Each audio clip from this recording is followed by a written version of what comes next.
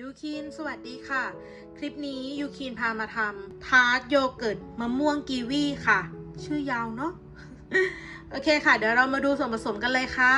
กล้วย1ลูกนะคะข้าวโอ๊ต50 กรัมกรีกโยเกิร์ต150 กรัมหรือปรับตามความชอบของตนเองได้เลยนะคะมะม่วง40 กรัมกีวี40 กรัมสามารถปรับตามความชอบตัวเองได้เช่นกันค่ะ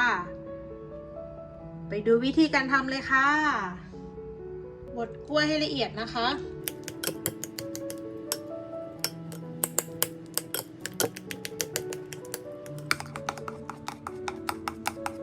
50 กรัมค่ะ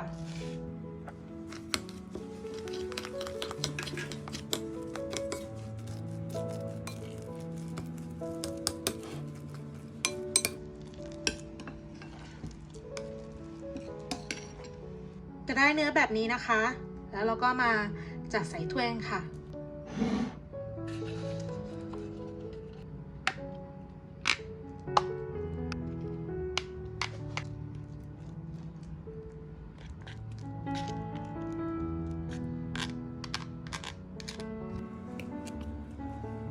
ยูคินจะทำเป็นหลุมๆแบบนี้นะคะเพื่อให้เขาเป็นเหมือนถ้วยอะค่ะขึ้นรูปเขาแบบนี้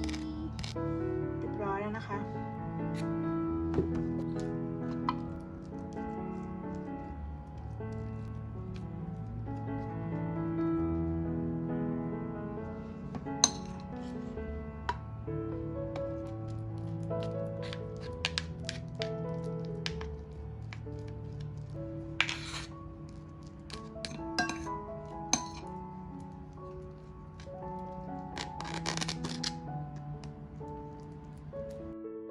ขึ้นรูปฐานเสร็จแล้วนะคะจะนำไปอบที่170 องศา10 นาทีค่ะ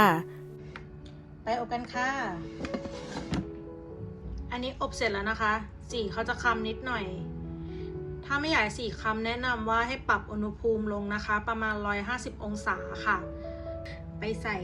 โยเกิร์ตกับผลไม้กันค่ะ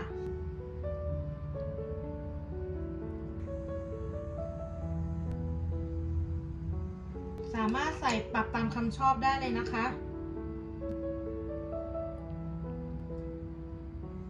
กรีกโยเกิร์ตอันนี้150 กรัมจะอยู่ที่80 กิโลแคลอรี่นะคะ